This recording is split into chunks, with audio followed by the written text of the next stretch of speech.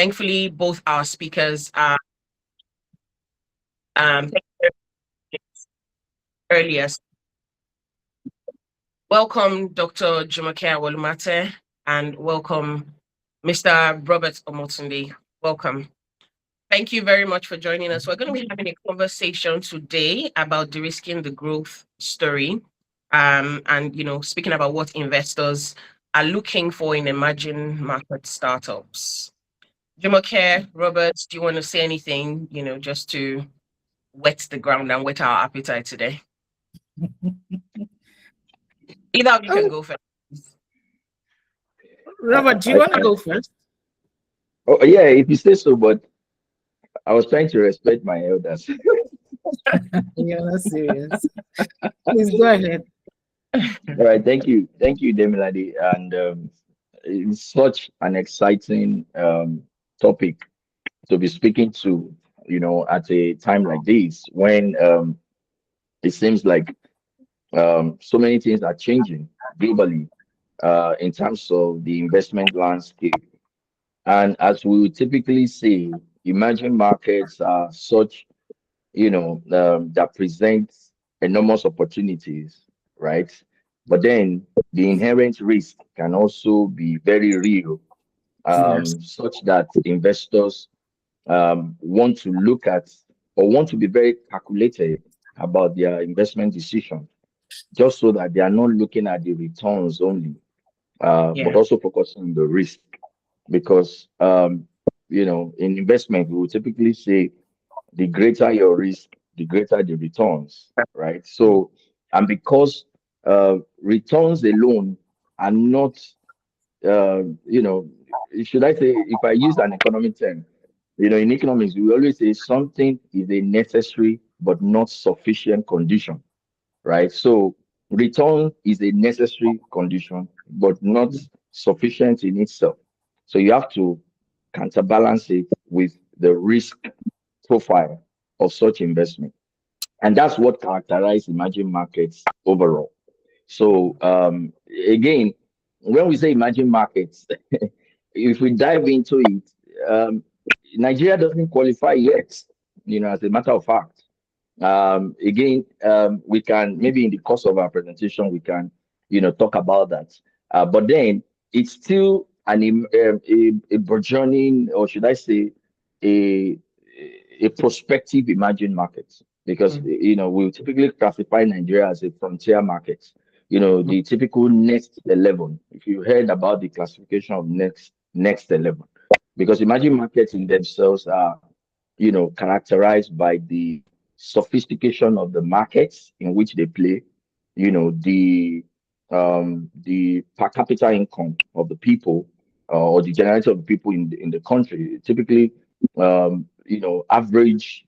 So if you look at the per capita income, it should be mostly middle income countries that are classified as emerging. I did a study on, since it's an introduction, let me just quickly say that because I'm finalizing a PhD program, and my main focus was on emerging markets in Africa, and there are only about 6 of them as we speak.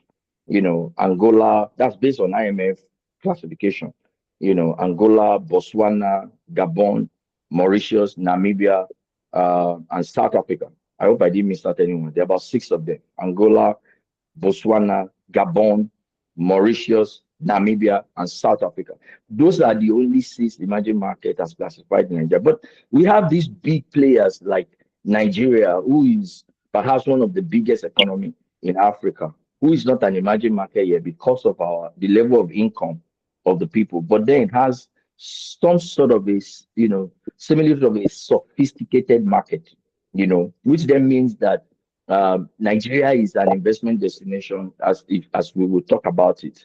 And oftentimes we always just assume that Nigeria falls within that category. But again, the risk is the focus for this conversation. So I think I'm just going to leave it there for now, and then take it up as you ask the questions. Thank you. Yeah. Thank you very much, Robert. I guess because Nigeria, our typical main character energy, we decided to classify ourselves as an emerging market. So Yes. Jumoke, any opening words, as they say? Okay, so when they say opening words, I was looking at Robert, and in my mind, I was thinking, oh my goodness, if this is opening, it's going to be a very hot conversation. Good But Lord. for me, honestly, when I looked at the topic, de-risking growth, I realized that one, so he's looked at it from the risk returns perspective, but I want to look at it from the generic term growth. Growth, as by nature, is always a very interesting phenomenon. It's something that, so like Robert, I did do a research, and I did my research on organizational growth. And what I realized is that Nigerian businesses, we don't seem to grow Mm, as fast or as big as contemporaries in the global north. And I am always wondering why. mm, But in more recent past, we've seen some organizations do some phenomenal things. So I'm like, okay, we can actually grow. Case in point, we look at our banks. Our banks have grown, they've not just grown in revenue size, they've grown in spread, they've grown in customer base, they've grown across the continent and even across the world. So I think that they've proven that Nigerian businesses can grow. If we also take a detour and look at our most celebrated crown prince, if you like, Aliko Dangote, he's done some phenomenal growth. So it makes me realize that growth is possible. The question then comes back to, as much as growth is possible, as much as growth is exciting, how risky can growth be? I recall an interview that they had with Aliko when he diversified into the oil and gas industry. And this lady from CNN asked him that if he knew that it was going to be this risky, would he have gone in that path? And he mm, said, he looked at her more like, are you crazy? I wouldn't even dare. So I was shocked when, after they delivered the refinery, I heard stories about him diversifying into other African countries. So I said, okay, maybe this growth story is actually very more tempting than we choose to realize. So once you're able to do it, replicating it becomes a lot easier. So yes, growth is good, but growth is risky. I'm looking forward to the conversation. I hope I didn't sound as serious as Robert, though. Thank you. I really difference between the two of you. It's doctor and doctor, so we're in for it today. Thank you very much, Jumoke, for those opening words. I see that we have more people joining us, so I think we can really get into the conversation. And one of the things, well, the discussion is going to be a bit sectioned. We're going to start with understanding the growth story, and as you know, or as most of us would know, growth means different things to different businesses, right? So, from your perspective, what would you say defines a strong growth story? What distinguishes a sustainable growth from, growth that just looks pretty shiny and impressive on the outside? I would say, Robert, if you can answer this Okay. question. Yeah, thanks. That's a very insightful question, if I may say. Um, you see, growth is um, is is easy to identify, but Mm, the dimension of the question that you added to it with it is that how do we know if the growth is sustainable, right? yeah. So, if there is a startup company, and then from year 1 to 5, the company grew its revenue base, manage its cost profile, and then have some sort of a reasonable profitability level, one can say, oh, there is some sort of growth. But Mm, then, how do we know that this growth is sustainable? So for me, what will define, or what will make me identify a growth story to be sustainable is, first of all, the sustainability of the offering, the sustainability of the product, the sustainability mm, of the service as it is. When we say sustainability of the product or sustainability of the service, yes, you can have it good, because you are able to just capture some sort of market at the start of the business. right? And as they say, at the initial stage, the drive is strong. You are able to quickly say, oh, let me capture as much market as I can capture. But then as you Mm, go along and the challenges of the business comes, and not even just the challenges internal to the business, the external challenges, the use case for your product or service, in the world that is daily advancing, with technology and AI and the rest of it. So you can easily get disrupted by, mm, technology or development within the technology space, and that alone in itself can threaten that growth story. So, as we would typically say, it's not just enough for the product alone or the service alone to be a good product that the market needs or wants. What will determine its sustainability is how much the business is also able to pivot, right? And innovate as you're growing. Because if you don't innovate, right, you get disrupted. And if disruption happens, the growth story halts.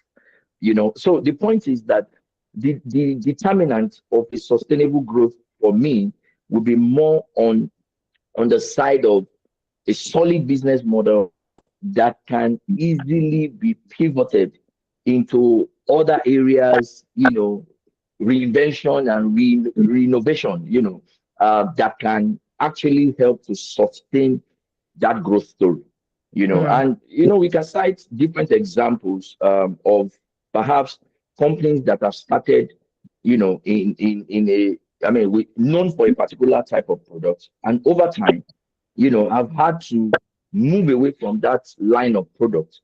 And today, what defines those companies are not necessarily what they started with.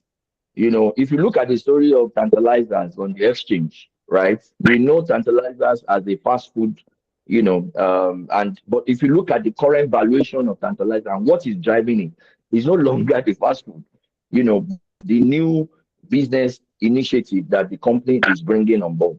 So for me, if tantalizers, for instance, were to stay with their fast food, product, not that food business is not viable, right? I mean, for as long as people eat, it will be. But at some point, that business has had to face some challenges of new entrants, more innovation, development, right? People staying in their homes and on Instagram selling their food products and disrupting the so-called established food businesses are some of the challenges that the industry have had to face. And and Tantalizer, being able to look into other areas of business to just continue to, pivot. So again, a business that will be sustainable will continue to disrupt itself both internally so that it doesn't get disrupted externally, and then consistently stay in that business and maintain, that trajectory of growth. So, like I said, just to summarize it, what determines sustainability for me, how solid the business model is, and how sustainable into the future development that business can stand. I mean, how sustainably the business can stand the disruptions that may come, which the business itself may not be aware of today. So which then means that, strategic innovation at the company level, just thinking. So it's not just enough to have it good. The numbers are good, the revenue profiles are growing, but then what can disrupt you?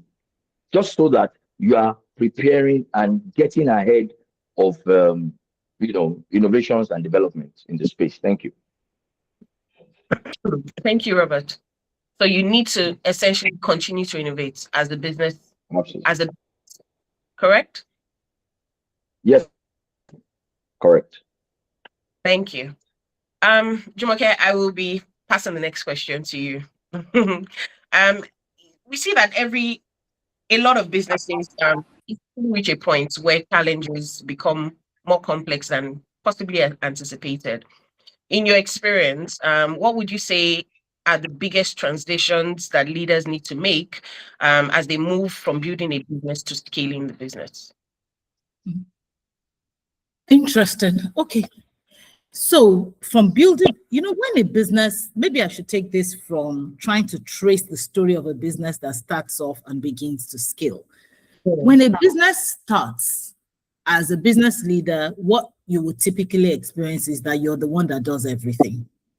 You sort of have your hands in every pie. Even if you have other members of your team, you sort of are the one that helps drive everybody. You are mostly trying to make sure things work. But as a business begins to scale, if you want to run your business like that, you will become a micromanager. And so you need to move away from being the entrepreneur that drives operations and drives execution to becoming that leader that provides strategic direction whilst your rest of your team, are able to then help to deliver on the strategic imperatives of the business. So essentially, you move from being the entrepreneur to being the strategic leader of the business. I think another thing that most leaders fail to do is when your business begins to grow, you need to start thinking of your business as an institution that is sort of separate from yourself. It doesn't mean that when you start the business is not separate, but because you're still nurturing it and you're still trying to get that business to the point of survival where it begins to grow, you're sort of integrated into the business. But when the business starts to grow, you have to build systems and processes. You have to turn it into an institution. You have to make sure that that business can now run without you being interwoven into every aspect of it. And I think that that is one challenge that leaders face, because all of a sudden you've gotten so used to being the parent over your business that when growth starts and it demands hands off, you sort of struggle with that. It's like a withdrawal symptom. But really, a leader must make that transition if the business is going to grow successfully. I hope that answers your question. It does. But I would also like to know what would you spot? What would I say? What would you spot that would make, because you said something about the leader, the business owner transitioning from being an entrepreneur to becoming a strategic leader, right? Driving the strategic objective of the business. What would you see? What would you notice as a business owner to say, okay, we're at the point where we need to transition from where we're transitioning from where I need to transition rather from being an entrepreneur to being a strategic leader? Would it be the number of clients? Would it be the revenue? Would it be number of staff? Because sometimes you would notice that at the point, maybe it is a case of the customer base is expanding, and then the entrepreneur begins to think, okay, I need more hands. What would you say are the things that you would notice that would say, okay, I need to stop thinking of this as my baby to thinking of it as an institution? So, that's a very interesting question. And as you were talking, I had a few pictures go through my mind. Typically in business growth, there are, I'm trying not to sound like Robert and sound like a scientist, but there are schools of thought that say that businesses, just like every other thing, go through stages of growth. So I think the question you're asking is, what would signal the fact that I have moved beyond a particular level of my organization and I'm moving into another level? And I think it's the stress that your business begins to go through. There's something we call growing pains. It's almost like birth pangs. Because if I said, it's the number of staff, a business could be 3-man staff and already have outgrown the current system of operation. Meanwhile, a business could be a 50-man staff, depending on the business model, and it's just starting. The real question is when you begin to struggle with coordinating, when you begin to, for instance, when a business starts, the real challenge is how to get people to accept the products, how to get people to start to buy. And at some point, that's no longer a problem. There's repeat business, things are going fast. Then all of a sudden, it's almost like a conveyor belt. You're beginning to notice that things are stacking up. you need to take a step back, because it might just be signaling the fact that your business has gotten to a point where if you don't re-engineer everything, balls will start dropping. That's when you begin to see an entrepreneur begin to go through a lot of stress. And when you ask them what's the problem, they will tell you, oh, there's no, the customers are there. Oh, they will tell you, and we're making money, but the stress, I can't sleep. That, I think, is a signal. It sounds simplistic, but I think that's the easiest way I could picture it without sounding very complicated. I love that you gave a realistic answer. I think it's a very realistic and relatable answer that anybody, any business leader, any business owner at any level would understand. Thank you for that. Now moving towards looking at the business through an investor's lens. Robert, I would throw this question to you. I'm trying to make sure that, bring both of you in at different points. I don't want anybody quiet for too long. Essentially, if you were evaluating two businesses with similar financial performances, what would make you believe the growth story of one business over the other? What would you be looking out for? So, doctor is trying to make us stay more practical. So I will try as much as possible, to do that as well. So when I'm looking at two businesses, right, they have similar growth story. Financial. In terms of their financials, right? But then what will make one business stand out, or what will make me adjudge a business a better investment to make than the other? I want to be sure that's the question, right? Question, yes. Fantastic. So I think I can put this in, so a bit of my research, right? It borders on what we are talking about in terms of how do I ensure that the business I want to take, or the decision I want to make, looking at those two businesses, are properly de-risked, right? To ensure that I'm not making a wrong call, right? So I want to look at the integrity of the business model. So they have the same financial, right? So when I say the integrity of the business model, I'm not saying that any of the business is involved in a shady sort of business. So what I mean by the integrity is like how well can this business stand the test of time? So if I have a business, right, and and I'm looking at these two businesses, so to speak, I want to be sure that the business that I will adjudge a better one to put money into is the one that is able to be sustainable for a longer period of time, right?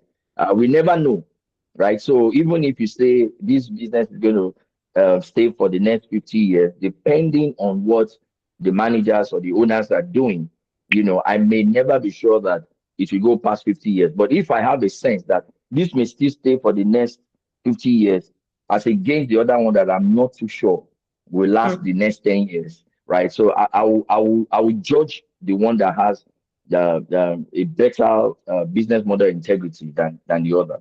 That's one. Of course, I want to look at the management quality, right, and the depth of the management quality.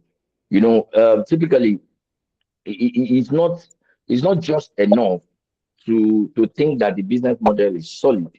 Who are those running this business, right? What's their pedigree like? What's their antecedent like? And I think when we were having the last series, it was one of the things I tried to mention, right? Yeah, the quality of management is very key. Because if I don't believe in the management, right?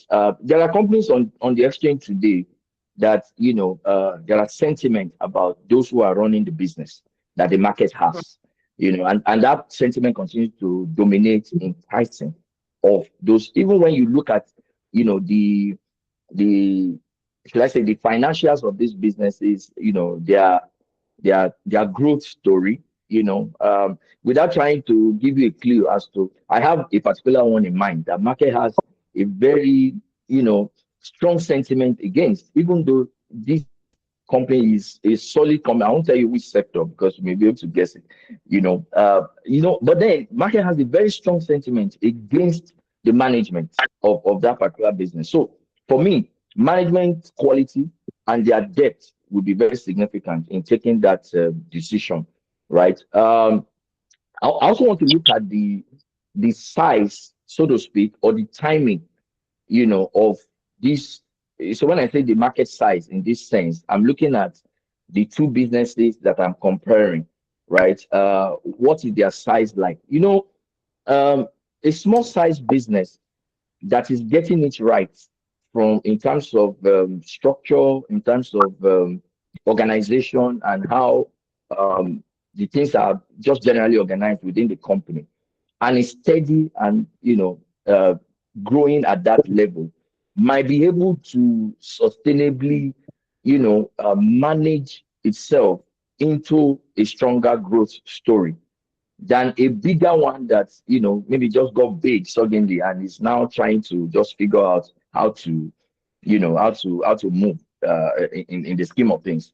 The other thing I probably want to look at is the regulatory governance, that is guiding the two companies, right?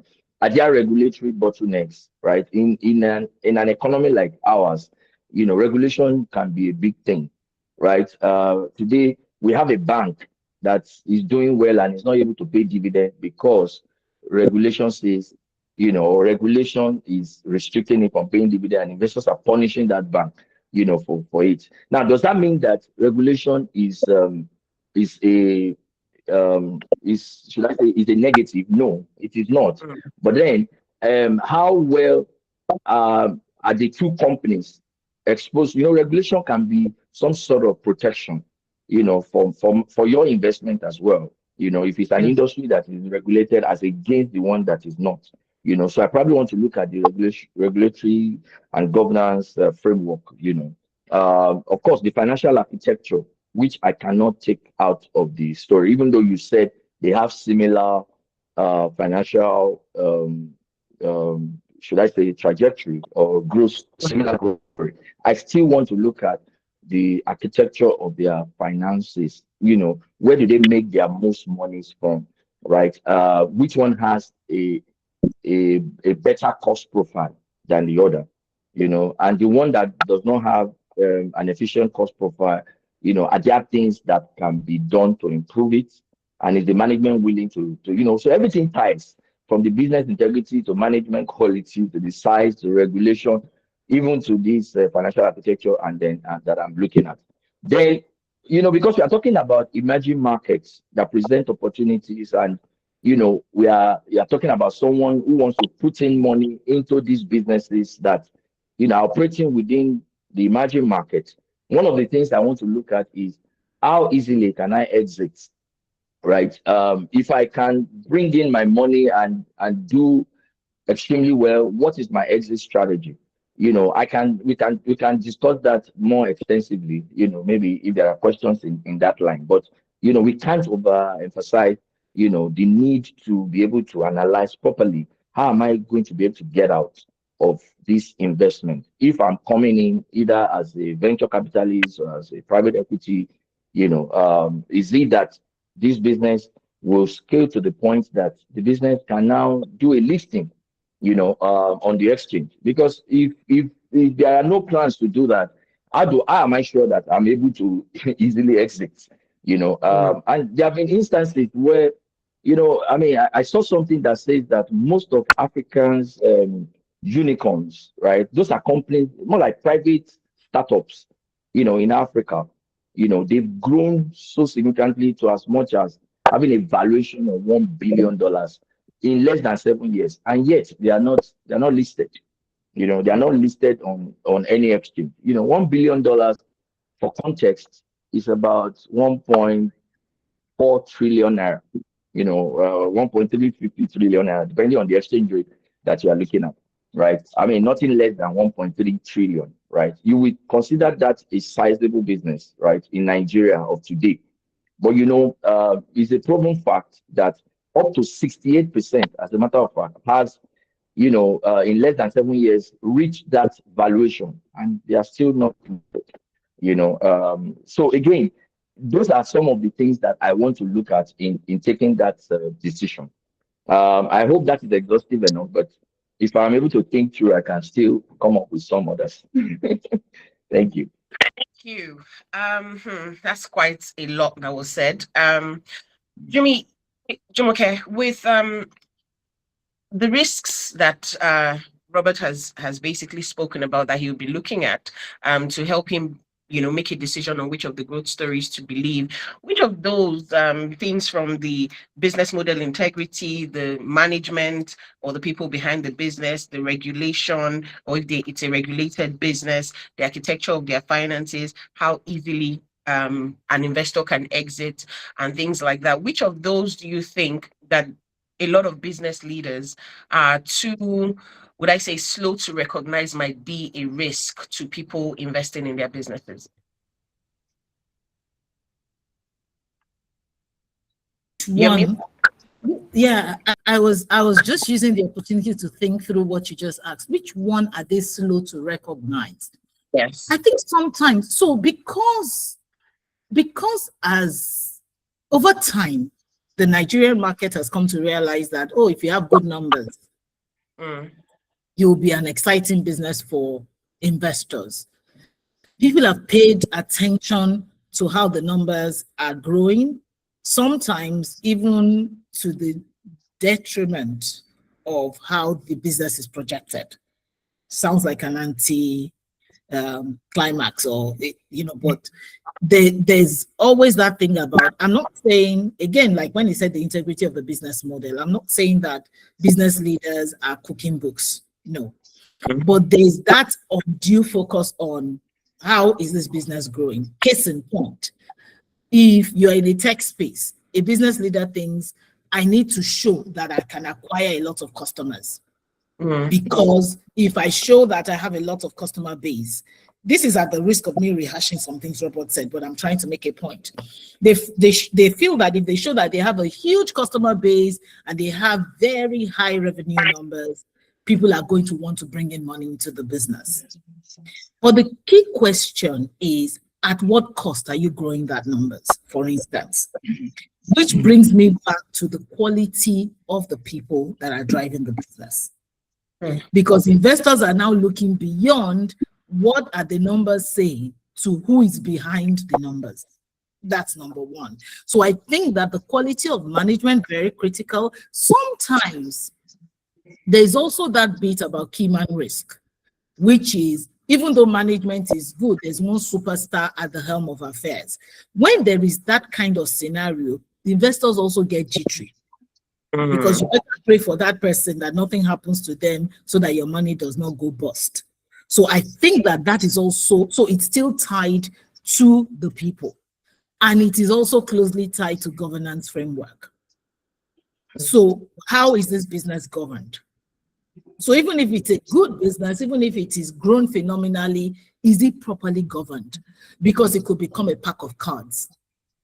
So I think that if I were to be looking to invest, I'll be very careful about that. He also touched on regulation. Regulation from the perspective of, is this business exposed to regulatory risk? Because in an environment like Nigeria, where you can wake up one day and regulation shifts, and that can shut down the business. If this business is very exposed, and I have two businesses I'm considering, I would look at impact that regulation is likely to have on the future of the business.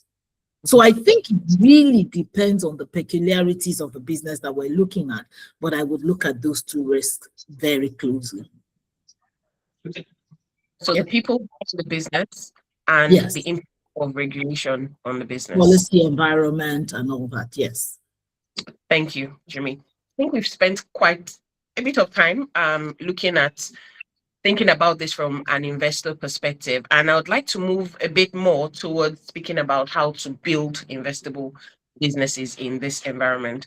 A lot of time, many business owners, begin to think that their investment readiness, it's mainly from looking at getting capital. Now, in reality, when do you think a business should begin to prepare itself to become investable? At what point do you think it should begin to prepare itself to become investable?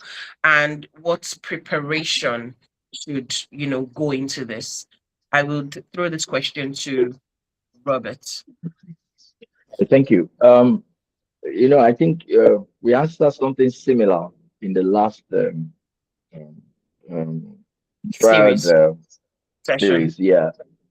Yeah. So you know, there's really there's no time that um, a business cannot attract investment, right? I want to be sure that I got the question correctly. You have, at what time should um, um, At what at what point time?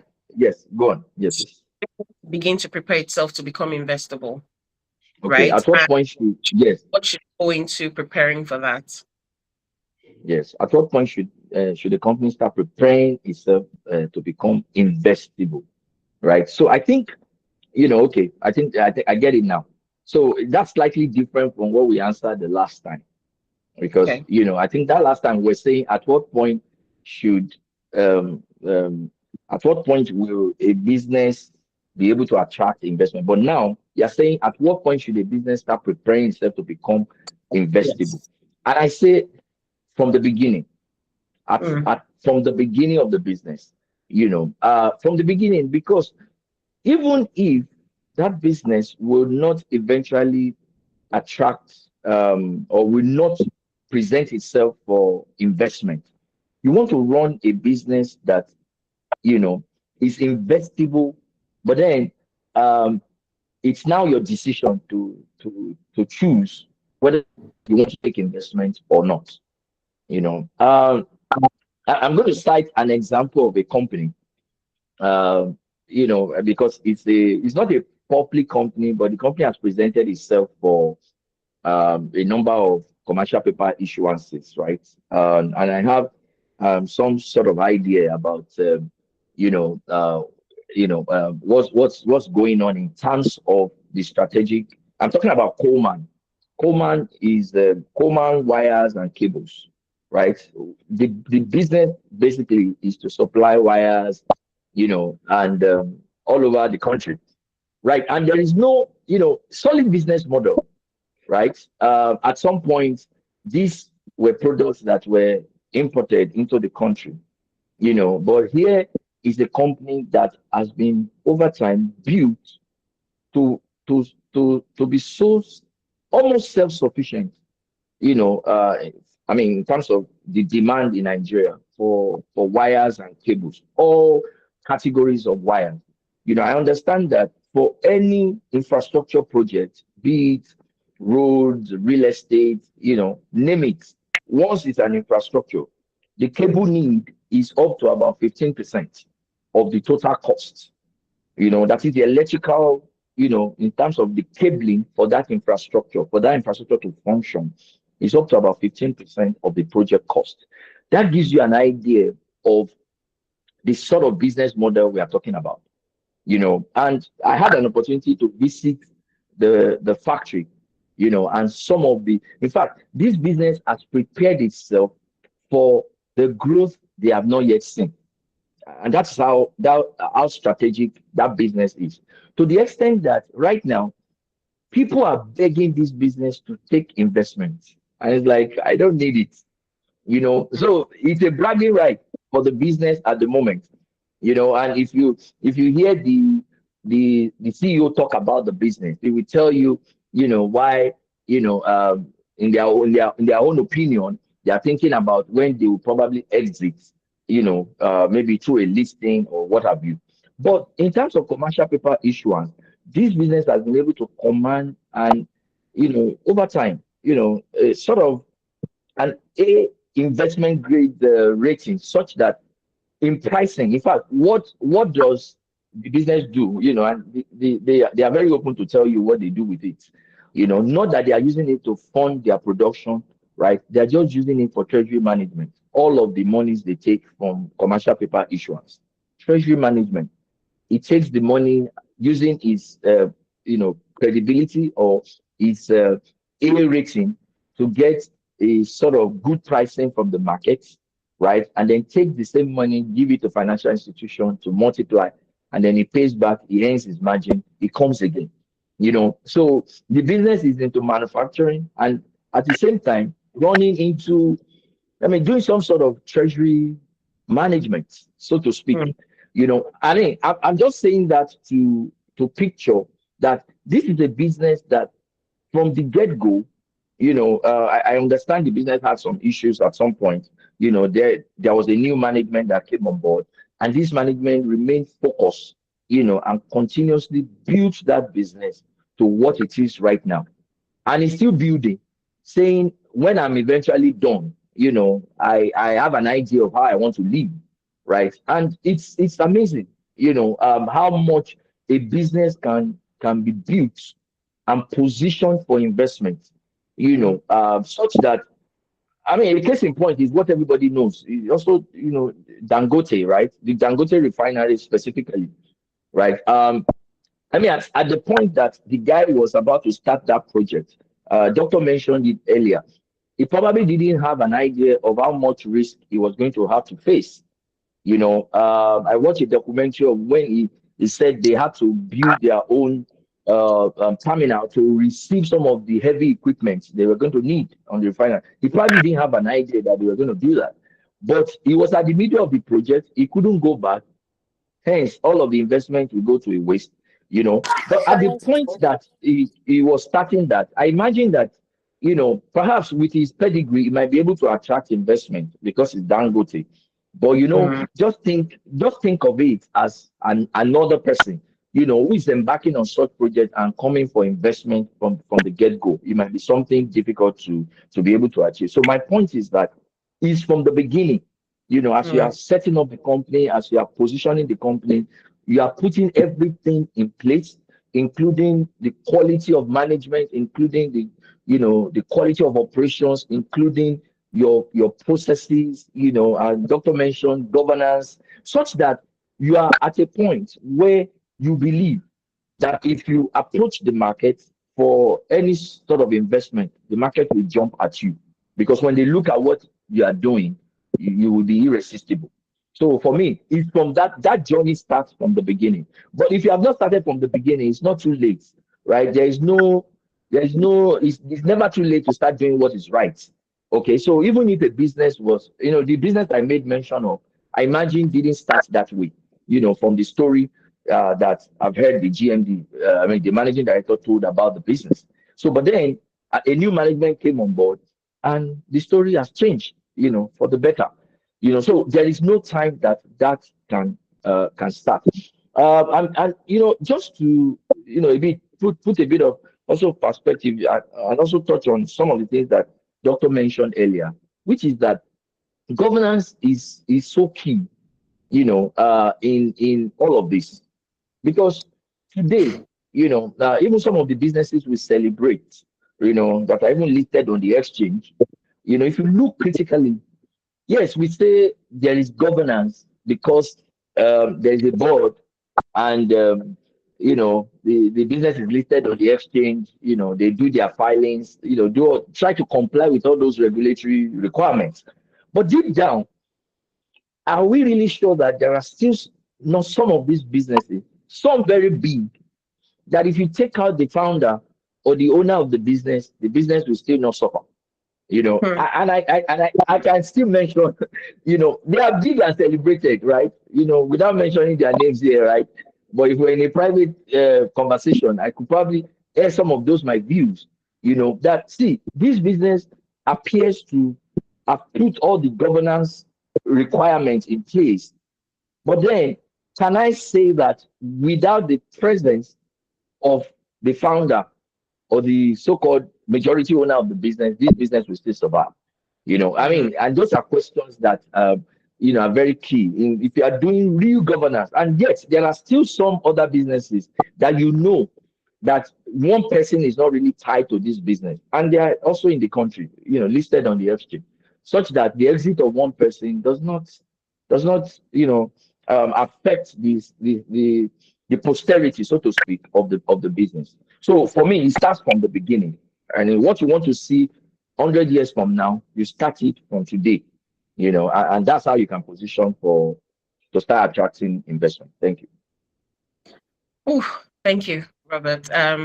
You said quite a bit, but essentially, the best time to start is at the beginning, and the Now, next best is now. yeah. Essentially, to make sure that you position yourself, and prepare yourself to prepare the business rather to be investable. Now, I think we all know that, even though we had earlier said that Nigeria is not really classified as an emerging market, it's more of a frontier market. But let's assume, like I said, with our main character energy, we are really in the emerging market category, right? We do know that there are some advantages to it. And as we said earlier as well, the higher the risk, the higher the possibility of the return. When you in an emerging market, there is advantage to it, like I said earlier. So I wanted to find out, despite our unique realities, what challenges do you think business leaders should learn to navigate well?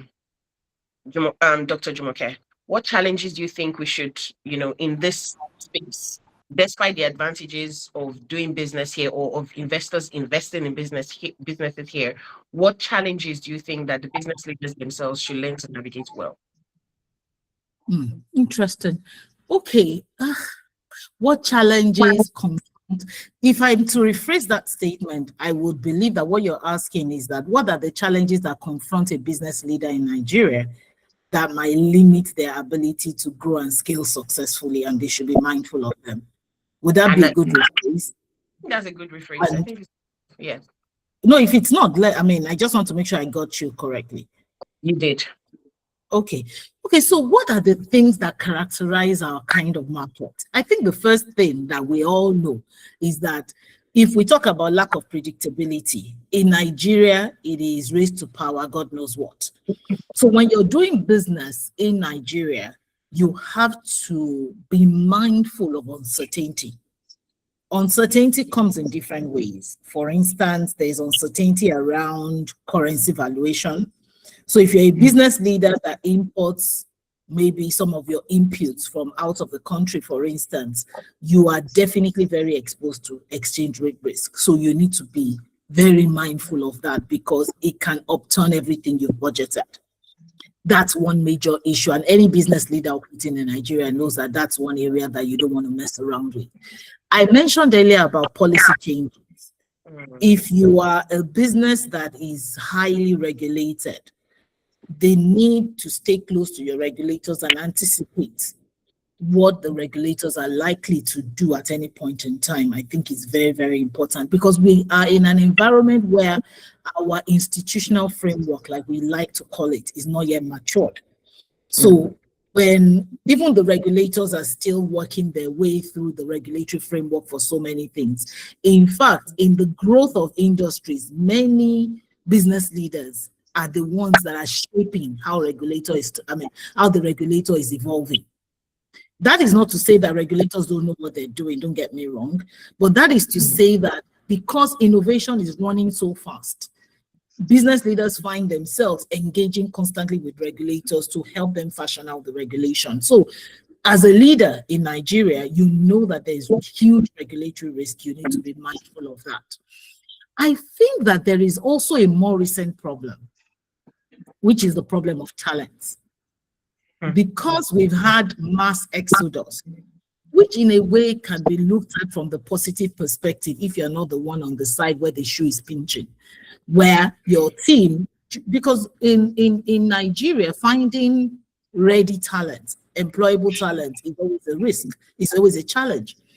Now, you've now found your talents, you've invested hugely in them, and before you can blink, it's either the talent has migrated or talents in a much more matured industry than yours have migrated. So somebody is now back trading and picking up those things that you had. So I think that finding the right talent is also a major, major issue.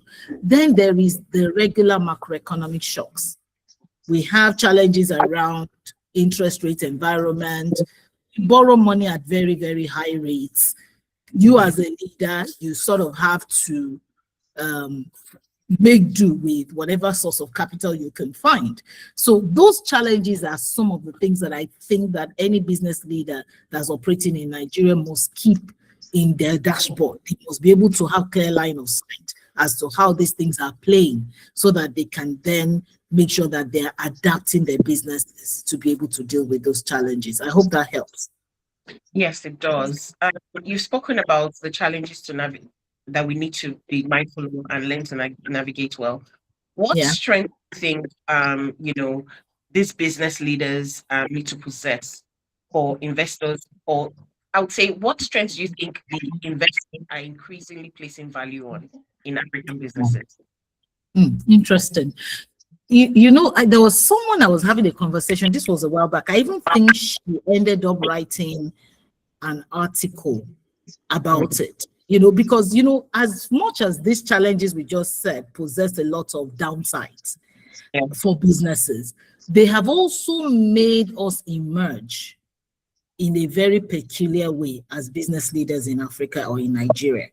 So case in point, you ask yourself, and I'm sorry that everybody knows that I love Dangote anyway. And the reason I like him a lot is because he's dared to venture when everybody thought it was a jungle. Yeah. And now the dust is settling, we can see what he has dared to build.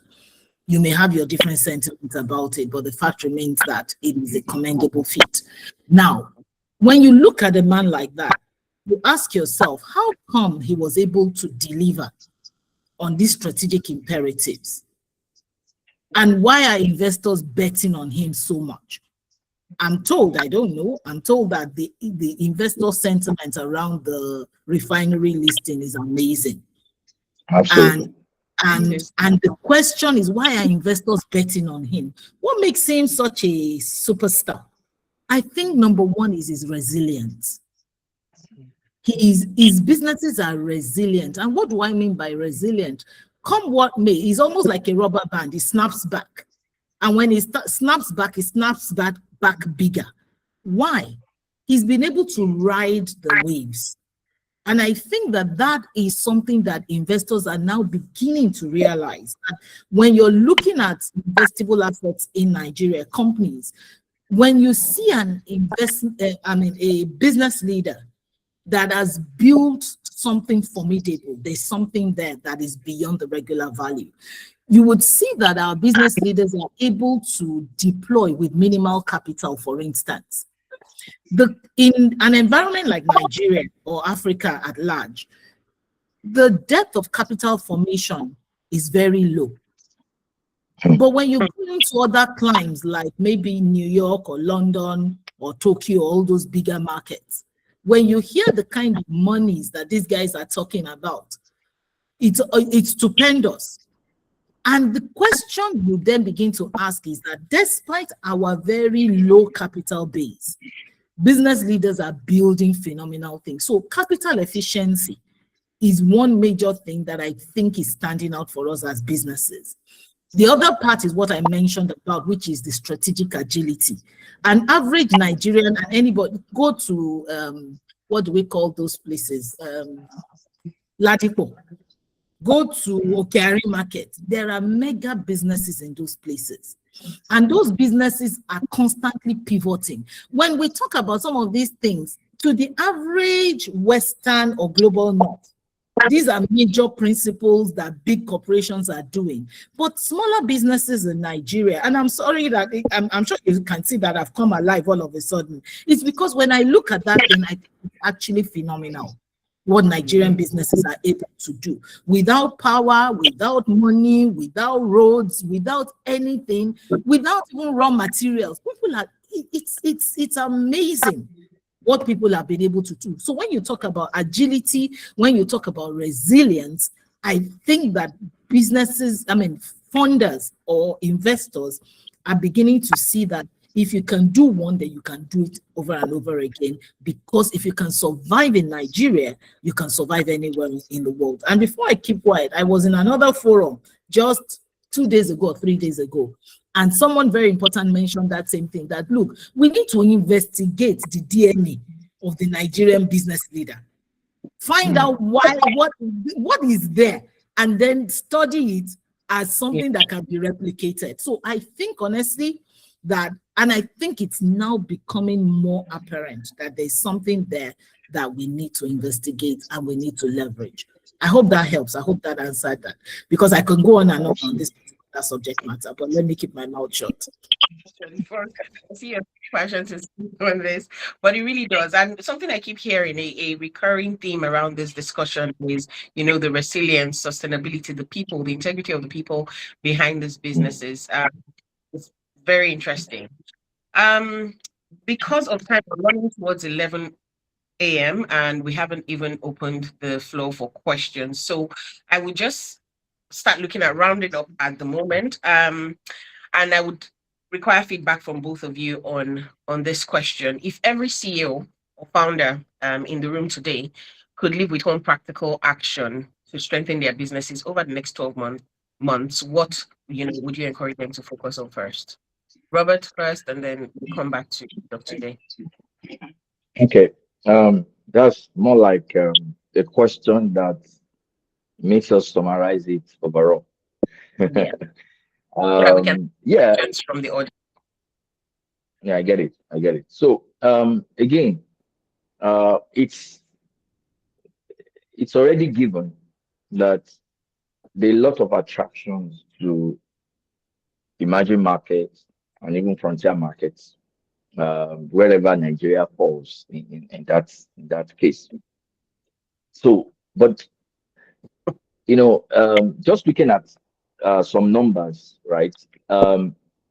So I saw that in 2024 alone, right, we had about $115 billion, deployed into emerging markets overall. I don't know, because Nigeria is not classified as one, so it means we're not able to attract some of those. So, for instance, if you look at most of our capital importation data in Nigeria, there's a skewness towards foreign portfolio investment, where people just come in, buy into our equities, the exchange, or buy money market securities. And the argument is that because of the restriction of the central bank, in fact, most of the foreign portfolio investment, if you probe, they are actually domestic capital formation that exported themselves outside and then brought themselves back in as foreign portfolio investment. And that's ongoing because of the segregation in the money market space, and because a larger chunk of it comes into money market, right? When you see yields on HOMO closer to 25%, and that of treasury bills is around maybe 17 to 18%.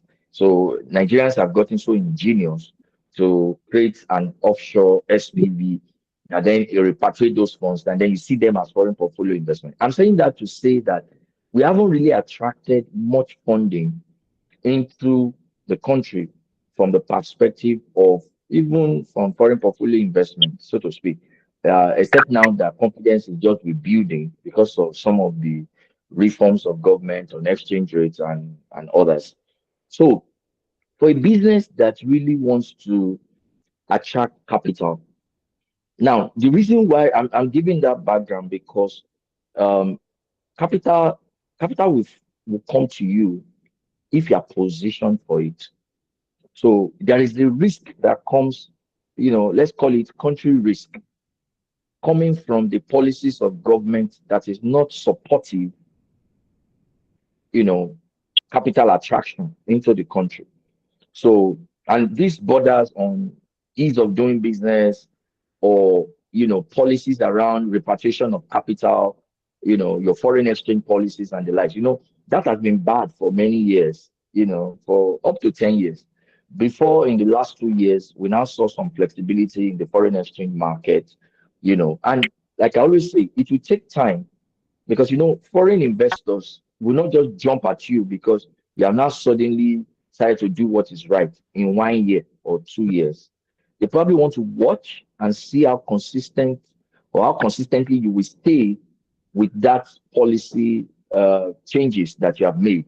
So, and that is why we are not able to attract as much funding right now safe for foreign portfolio investment, which are also define how they are coming in. So but like if we focus on foreign direct investment, is a in fact is a colossal disgrace that is how much we are able to attract. I think in the first quarter we got only about $1 billion, for an economy this massive.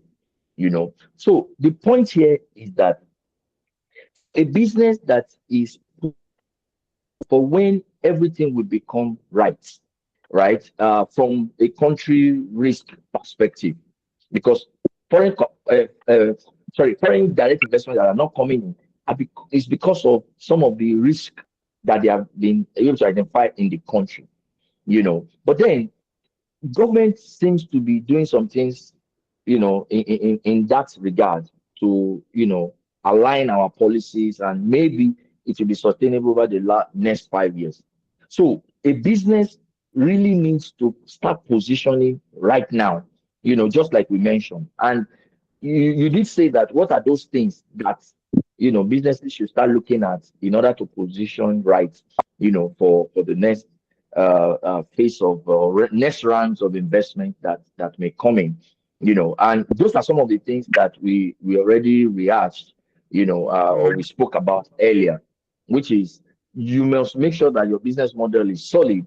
If it is solid, and investors can see the integrity of that business model, they are likely able to commit into something, right, in that regard. Put governance framework or governance structure in place, so that people or most investors will they find it convenient to invest in you. Just as Doctor made mention of, Dangote, right? Over years, he has proven himself from sugar into cement, into salt, now into oil and gas, and who knows the next business, because what this guy does, if he still has the agility, it's likely maybe in the next 5 years when the oil and gas business is stable, he will be looking at something else if he's still strong by then, what he will want to venture into. I'm just saying that, yes, all those things you mentioned, about the quality of management, the regulatory and governance framework, your financial architecture, are those things that you must, put in place that will make investors attracted to the business. And one of the things that investors are careful about are the things I mentioned earlier, which is about, what will be their exit strategy if they are coming into you, right? Some of them want to be sure that the way they are coming in and putting money in there now, they are able to also, easily take it out, right, or exit. Even if you are not able to attract funding from outside the country, we still have domestic capital formation, right? Like Doctor mentioned, and Doctor, if I can just say one thing that came to me when you were saying we need to study the business mindset of a Nigerian entrepreneur, right? And that is what the one thing that came to me. I remember in those days in secondary school, they say, oh, the characteristics of living things, Mr. Niger G. But then there are two that have been added. They say it's adaptation and competition. So it's about adaptation and competition. So those two things, because businesses are able to adapt, right? Or should I say, they've seen that, oh, we don't have government support, infrastructure level is bad, provide your power, provide everything. But amidst all of those, Dangote refinery that you mentioned, Doctor, Dangote claimed that he has about, I think, 400 megawatts of power station on that refinery. That is almost about 10% of the entire capacity of the country, in one refinery. So the guy he knows that he can't get nothing from government, so he has to adapt to that. And because competition is also in mind, that if I don't do this, somebody else will come and do it. So before I'm disrupted, let me disrupt myself and then get this thing going. That's just an aside. Apologies for that. So I was talking about how they will exit, right? So the exit could be, by way of strategic acquisition. Maybe the stake they have in the business, somebody is coming to take it out. It might be a secondary sale, it might be through an IPO, which is usually the typical one that we mentioned. So if a business has grown so big, right, exiting through an IPO is not, it can be very phenomenal. Like that of Dangote refinery that we are talking about today. Perhaps about 10% or so of the shares that will be sold will be some sort of people some sort of investor taking their capital back, as it's being listed to the general public, right? And sometimes, if the business has grown so big, it could be through management buyouts, right? But that investors will exit. So, but it has to be clear. In fact, from the get-go, it has to be clear how the investors and if you are positioning yourself for investment, you have to be clear on how you expect those investors to exit. Because if that is clear, because one thing is to see from your perspective, they will also want to see from their own perspective. For instance, from the perspective of the investors, what do you think the investors will be looking at, right? The investor want to look at their own valuation. From their own valuation perspective, they want to look at their multiples. They want to look at, apart from your business model and other things that you are doing, they want to see how, this investment they are about to make, will work out for them in the long run. And so they won't just put money in you because they believe in you, or everybody is selfish. So they also want to see how they're able to get their own investment out. So these things are very critical in thinking through all of this, positioning the business for investment, because of course you are looking at it from a de-risking perspective.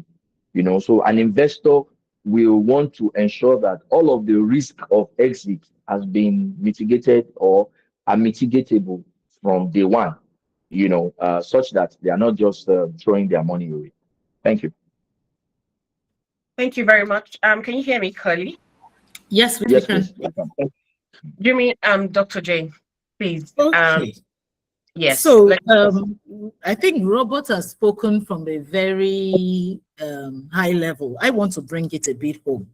I think this, as we leave this call, one of the things that's important in today's business environment and is going to be increasingly important is strategic agility and resilience, because there are a lot of shocks, things that we didn't anticipate that are impacting on businesses. We need to prepare to be able to cope. So what would I ask us to do as business leaders? I would ask yourself a question. You're at a level of revenue today. If that revenue drops like 30%, will your business survive? I think you need to go and stress test. This is what I will advise. Stress test that business that you're running. If revenue drops 30% today, will my business survive?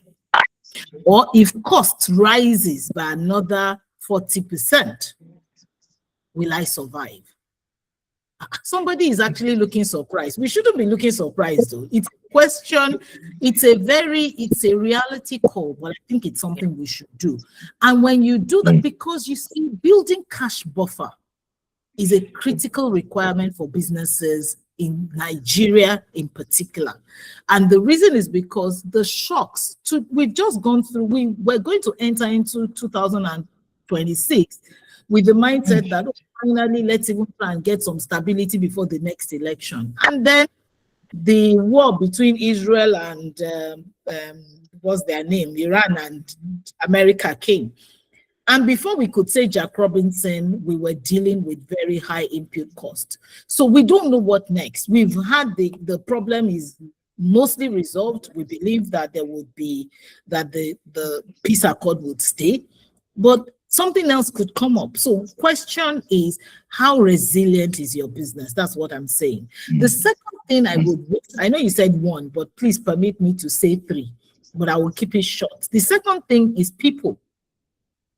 Talent, key man risk, and not just from the perspective of the business leader alone, not just from your perspective as an entrepreneur, but from every business process.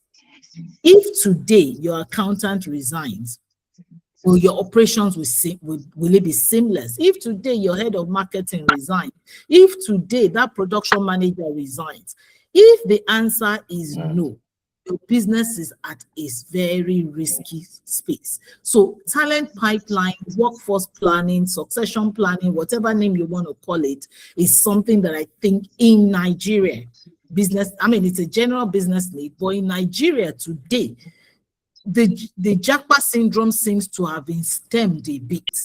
But the truth of the matter is that people may not be moving physically, but a lot of people moved mentally, and a lot of people have moved virtually. So being able to build a solid base for your business, I think, is critical. The third thing I would say is tax. Yes, elections have made things not as high implementation as we anticipate, or perhaps it's also a question of the tax administrators focusing on the quick wins first. Look at the big businesses first. But trust me, they're coming for everybody. And the question is, if you do not have proper books of account, if the taxman comes, there's something we call best of judgment. To argue your way out of that BOJ might be a bit tough. So the real question is, how well are our books in order? I know we've said it generally, but let's bring it back to the basics. If we don't put, and this is something for all of us to really consider, if we don't put things in proper shape and make sure that we're now methodical in the way we're keeping records, we might find ourselves in a straight logjam that makes it difficult to unravel very quickly. So I think, number one, stress test your business. Can it survive the headwinds? Number two, make sure that you have backups for every role, especially the critical roles. And number three, please keep proper books of accounts so that in other words, up your ante as far as regulatory compliance and tax compliance is concerned. Thank you.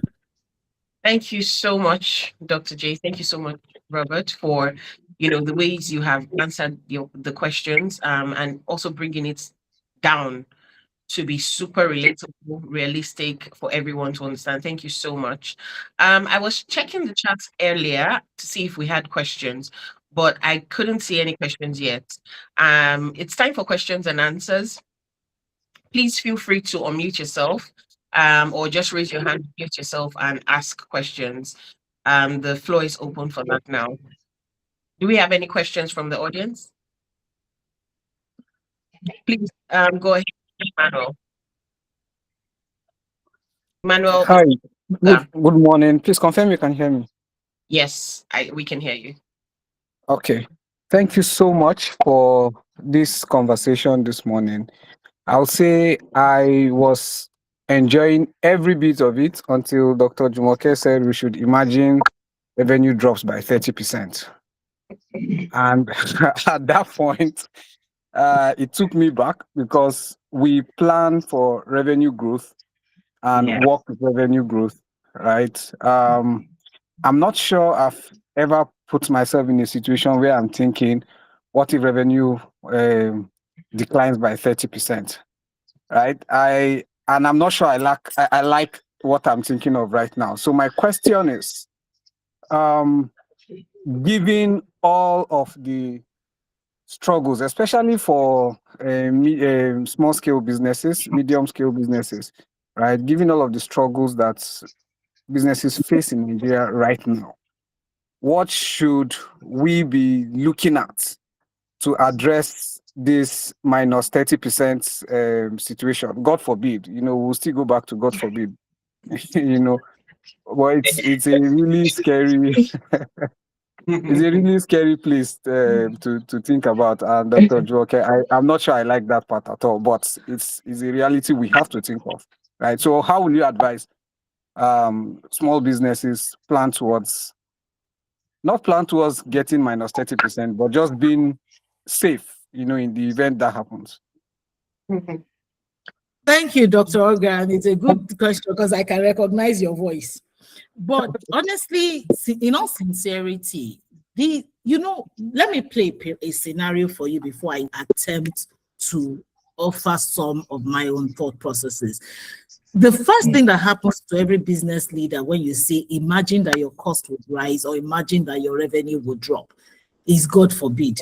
Especially for us in Nigeria, we're very good at praying to God, which is good, which is probably one of the things that's holding us together today. But having said that, the same way we say God forbid, when the reality hits, we find a way.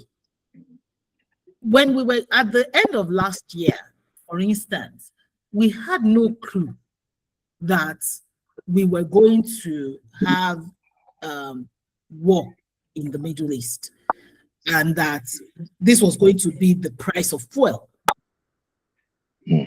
right? But the businesses have survived. Do you know that the businesses that anticipated could be those hikes last year would have been in a better position because they would not be reactive, they would be proactive. Now, let me also play another scenario, which is the COVID. And look at companies like Eco Hotel, Transcorp. Their revenues dropped by 90%. And what did they do? They had to figure out how to begin to use what they had to create new revenue lines. They became launderers, they became food businesses and all that, just so that they could withstand. So understanding of our numbers is critical. There's something we call operating leverage.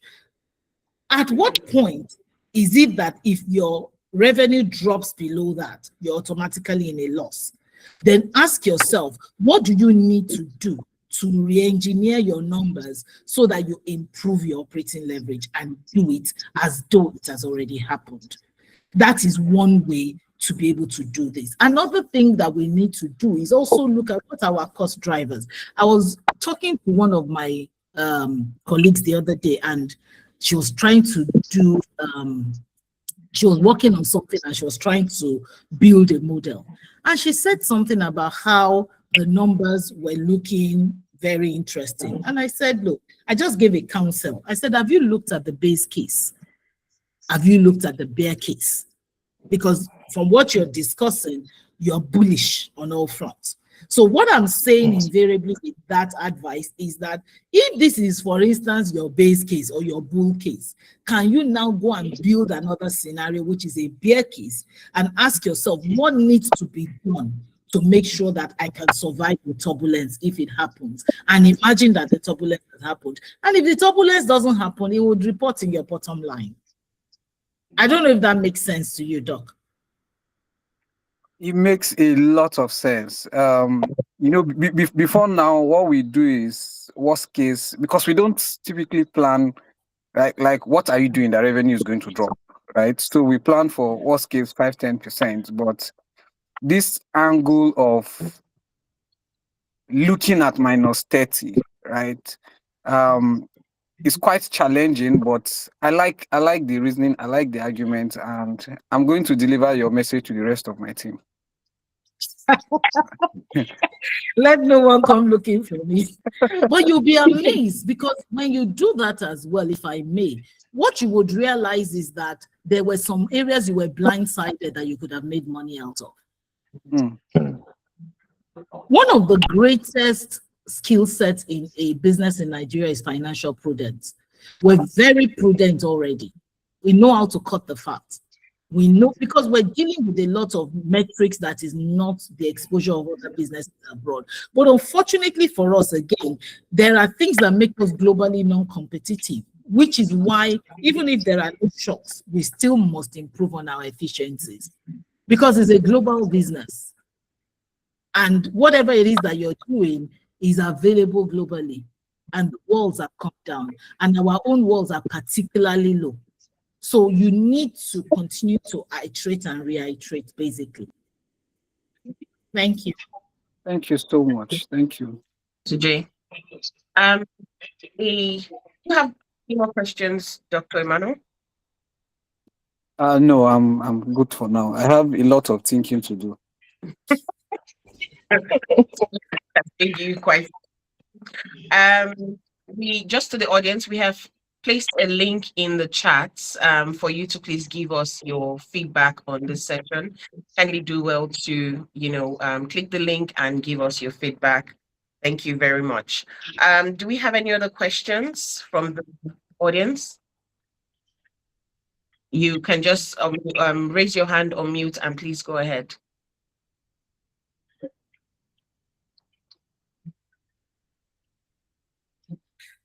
I hope our final remarks did not make everybody recoil and think, oh my goodness, let me go and think like Dr. Oga. But anyway. Very sobering. Do we have any questions from anyone in the audience? Please just raise your hand or mute yourself and go ahead.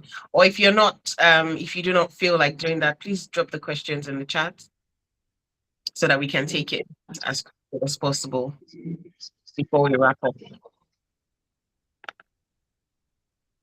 We're conscious of time to ensure that we give you back your Saturday.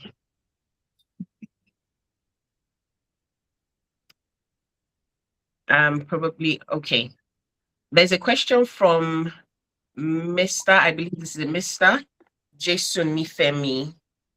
Mr. Jason Nifemi Olatubosun, or Miss, apologies if I am, would I say misgendering? How can I think about growth when I am revenue-less? Wow. Dr. Omotunde. Is it when I am revenue-less, or what is it? Revenue-less. So Meaning maybe there's not no revenue. revenue.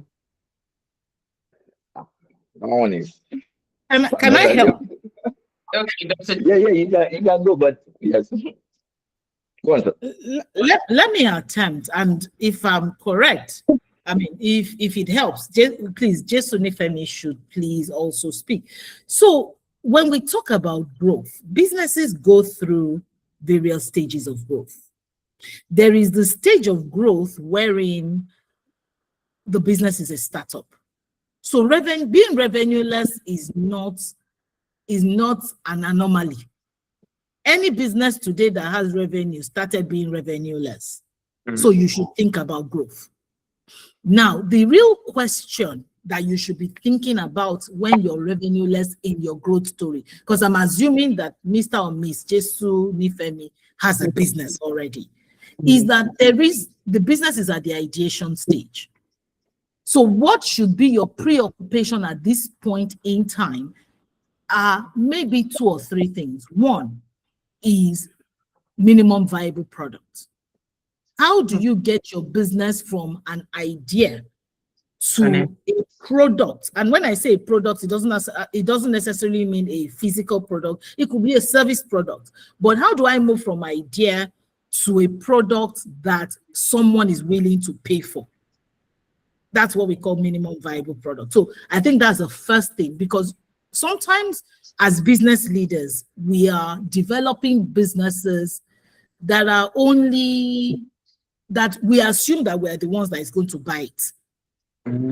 And so every time we pitch to try and sell, nobody is buying, and so we're revenue-less. So you need to query that business idea again and be sure that this is something people are willing to pay for.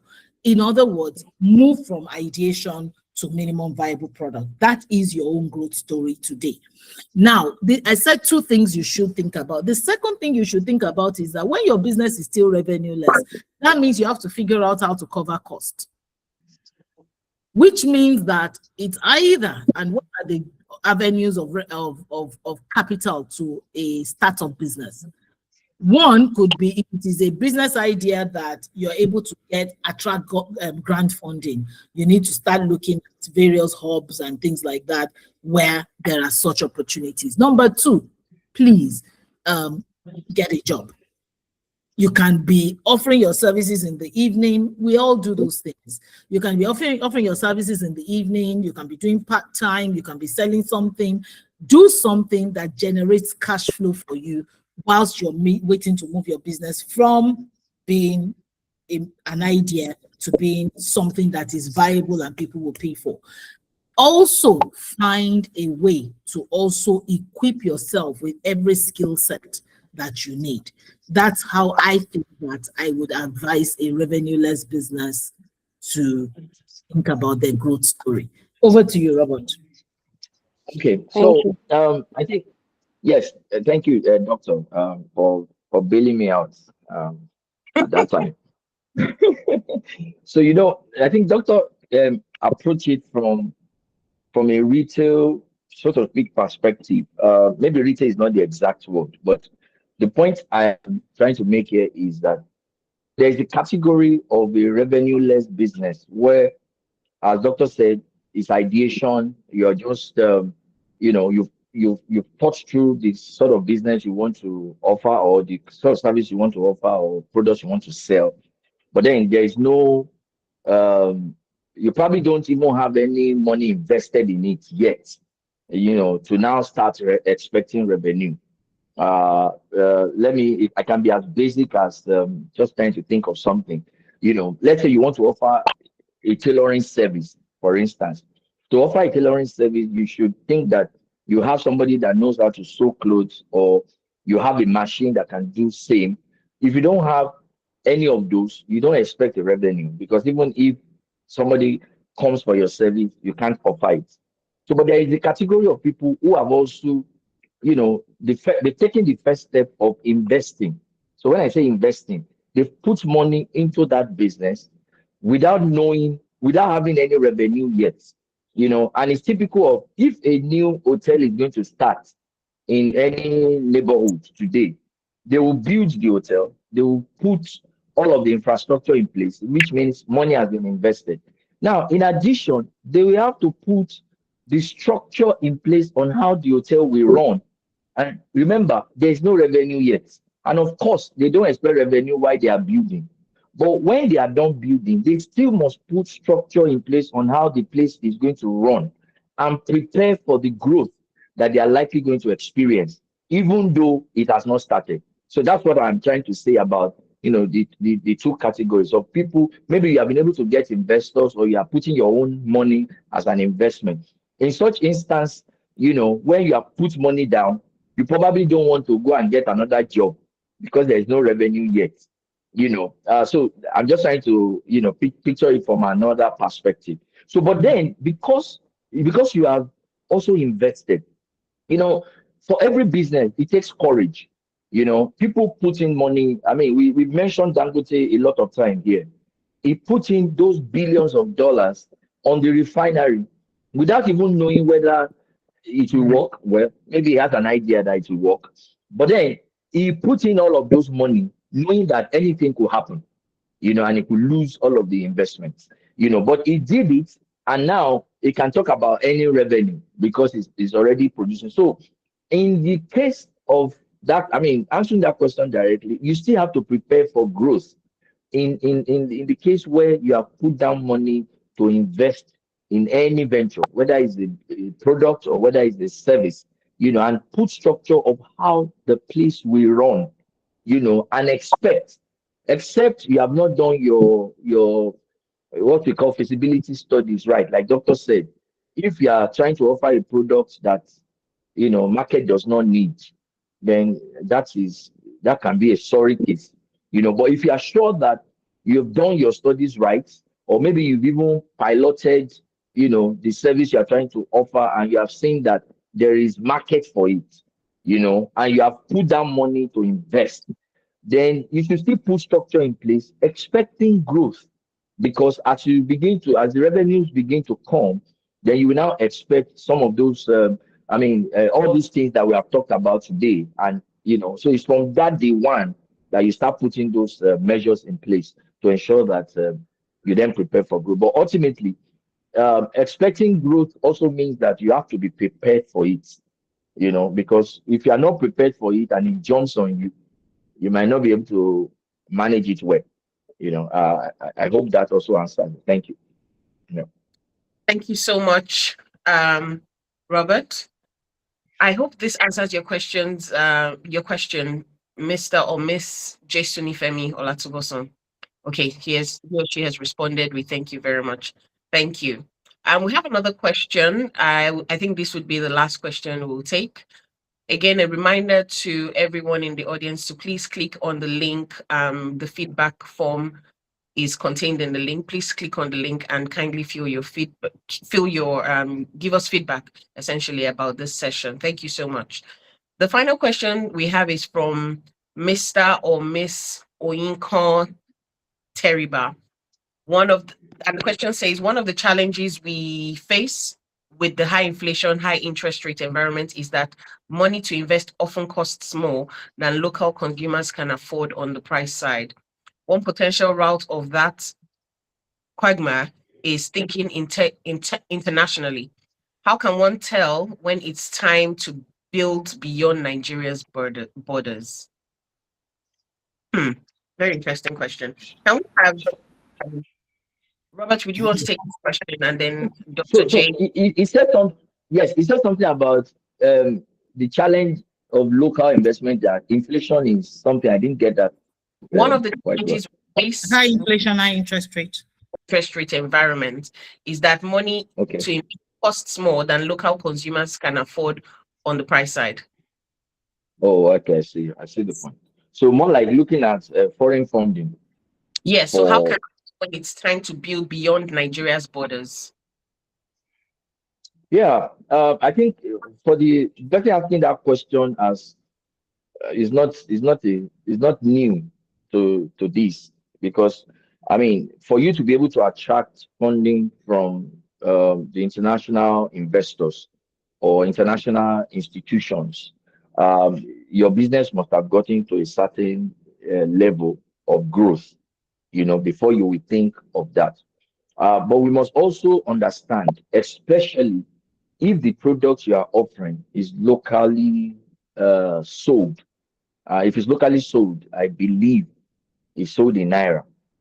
So if you are attracting funding internationally, you also have to understand the risk of exchange rates. In stable, when the economy is stable and the exchange rate is stable, it will not be an issue, But if exchange rate changes significantly, and you have, borrowed, say in US dollars, and you have to pay and service that interest in US dollars, another risk that the business is having to deal with beyond the risk of, sales within the domestic economy. Now, the fact that domestic inflation is high may really not be, inflation is external. When we look at, we talk about SWOT analysis, right? Those that are internal, those that are external, right? Inflation is something like a threat, right? Because it's external to your own doing as a company. And to that extent, it's not just a problem that affects you alone. It affects everybody that is operating within that industry. But you can still, of course, have some sort of efficiency internally that then helps you to have a cost leadership, which then makes you ahead of that competition. But in taking external funding, you have to be sure that you have structure in place to mitigate foreign exchange risk when it comes. Thankfully, in Nigeria today, we have non-deliverable forwards, OTCFS features, maybe that can help you mitigate some of those risks. It's just that it's within 1 year that you are able to do that. Such are some of the, should I say, measures that you can do to hedge possible foreign exchange risk. But as to when you think, because the question was, when do you know you are ready for external funding? Well, if you think, interest rate in Nigeria is percent to borrow, and abroad, let's say you can get it for as low as 5% or 10%. Interest rate is rising in those places as well, but let's say you are able to get it as close to below 10%.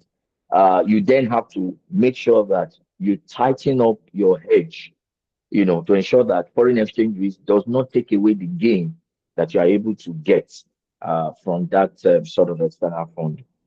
Because inflation, of course, affects everybody, and to that extent, you won't be alone. But like I said, if you also have other measures, you think you can, if your business has, grown to the point that you can attract funding from outside the country, parity, then that can become your competitive advantage within that same industry where you operate. Thank you. Thank you, Robert. Dr. J, can you speak to In uh, 1 second. Yeah. yes, the person asking about when they should take their business international. So I'm assuming, okay, maybe local products, but selling it to people in the diaspora or the international market. Can you speak to Yeah. when Okay. when they should consider that? Okay, so there are two things that I have. So I saw that was actually why I raised my hand, and I'll try and keep this short because I know we've overshot our time. The question says, how can one tell when it's time to build beyond Nigeria's borders? And I think that's internationalizing your business. And I think that there are many considerations, and those considerations go beyond one single metric of interest rate. Because internationalization does not necessarily mean that you're accessing capital. In other words, you could internationalize your business just because you want to expand your revenue base. It could be because you want to diversify your geographic risk. And even if you were to internationalize, it's not immediate that you would be able to access funding in those other climes that you're going into. So I think a business leader needs to think through this very carefully. Because the mere fact that I move out of here and I'm in Kenya as well does not automatically give me access to foreign funding. I think what really gives me access to funding, whether local or global, is whether my business is shown resilient path as far as my revenue generation and my profitability, my EBITDA, can I service, what are the risks I'm exposed to and all that. So internationalization may not necessarily position you better to lower risk. However, internationalization can give you visibility, it can expand your market base, it can diversify your risk, and ultimately now give you a positioning that gets you better funding in. So I think a business needs to look through this and plan a bit carefully, because when you also rush to internationalize, if your solid base in Nigeria is not that strong, you may find yourself really struggling. And if it is not a well-planned process, because internationalization comes with its own risks and challenges, you may find yourself struggling. So I would say ensure that your base is strong before you start diversifying beyond borders. Some businesses are born global.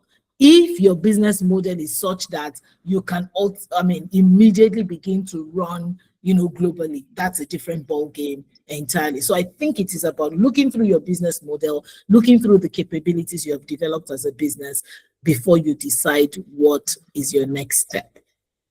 I hope that helps. Thank you. I think we're still in time. Apologies to everyone. Thank you very much, Dr. J. And I really hope that has provided some clarity for you, Ms. Oyinko or Mr. Oyinko Teriba. Thank you very much. That was the last question we're able to take for this session. The person has responded to say both answers helped. Thank you so much. To everyone, the entire audience, thank you so much for joining us today. Special thanks to both of the speakers, Dr. Incoming or Dr. Omotunde. Thank you very much both for giving us great perspectives. Thank you. Everyone has been able to learn and taking a lot of tips and information to go back and look inward. Hopefully not too sobering, but just to be realistic with ourselves and see how we can position our businesses better. Thank you very much, everyone, for joining today. We deeply appreciate you. Thank you. Please, a final reminder to click the link and give us feedback. We are looking to improve these sessions as we go, and your feedback is very important for that. Thank you so much, everyone. Thank you. Thank you very much. Thank you for having us. Okay. Thank you. Yeah, right. Bye, everyone, and enjoy the rest of your Thank Saturday. you very much. Bye. Thank you. Thank you. Bye. Bye. Thank you.